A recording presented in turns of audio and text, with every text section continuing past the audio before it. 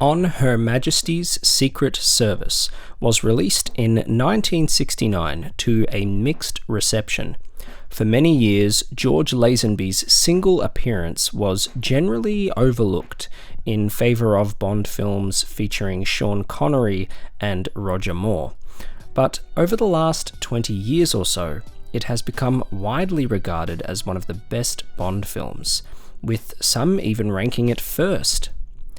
I myself would not go that far, even though I am Australian, so I have to appreciate George Lazenby more than most, but it has always been one of my favourites since the first time I saw it as a child. I believe that, despite the originally mixed to negative reaction, On Her Majesty's Secret Service has cast a shadow over the Bond series that it has never been able to shake in over 50 years, and for good reason. The 1963 novel is faithfully adapted, with Bond genuinely falling for his new love interest, Tracy. Diana Rigg plays Tracy, and she has wonderful chemistry with Lazenby. Tracy is the ideal match for Bond, a feisty and sensitive lady with a lot of initiative. Bond retires from MI6 to marry Tracy, but of course, he quickly discovers why relationships are best left fleeting in his line of work, when Tracy is slain shortly after their wedding. In the first novel, Casino Royale, he learns valuable lessons about trust when he falls in love with Vesper and resigns from MI6 to be with her, only to be betrayed. He must learn not to trust so that he may execute his job properly. His relationships with Vesper and Tracy are crucial and vital in shaping his character throughout the series. His identity is formed by these experiences as he proceeds to live on the edge, reveling in his finer vices. In GoldenEye, M accuses Bond of being a sexist and a misogynist. His experiences with Vesper and Tracy have shaped how he treats women. He associates women with treachery and suffering. He will use them for fun or for information before icily letting them go. He is unable and unwilling to let them in. But every now and then, traces of the man he was emerge. For example, in The World Is Not Enough, he falls for Elektra King, which is mostly due to his need to protect. He has a weakness for damsels in distress. He is personable, witty, and enjoys pursuing conversation. He enjoys protecting women and people in general. In fact, this is one of the reasons he is in the service, to safeguard the country and its people. He is deeply patriotic and concerned with Britain's place on the global map. In The World Is Not Enough, Bond sees Elektra's suffering and wants to relieve her.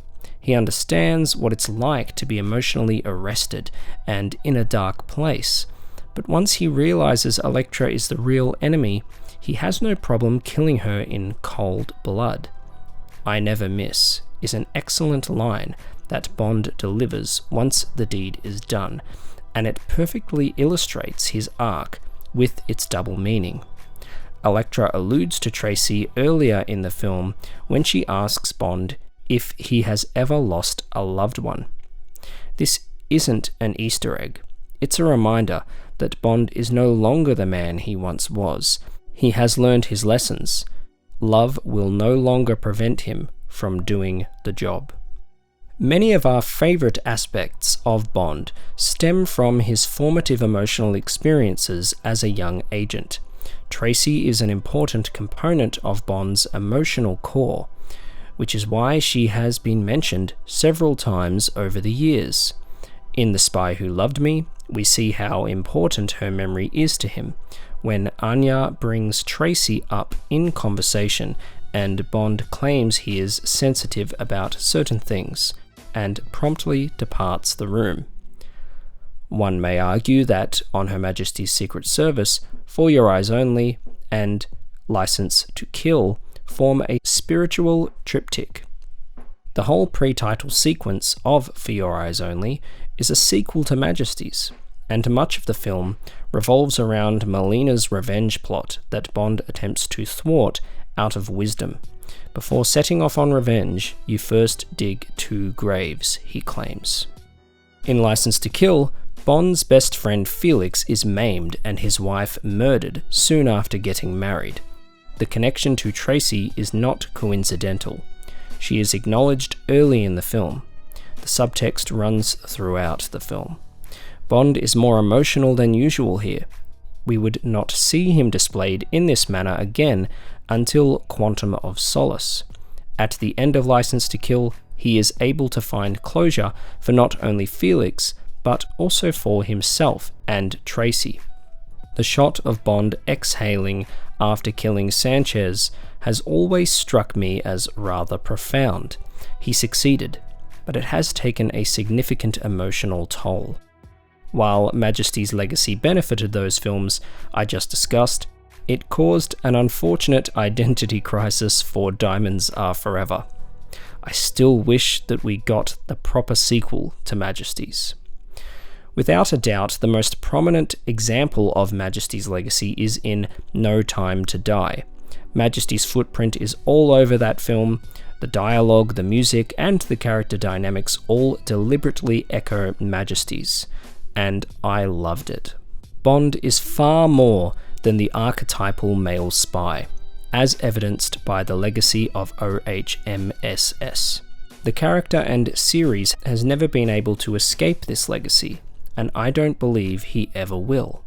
He is a complex and layered character with a rich history.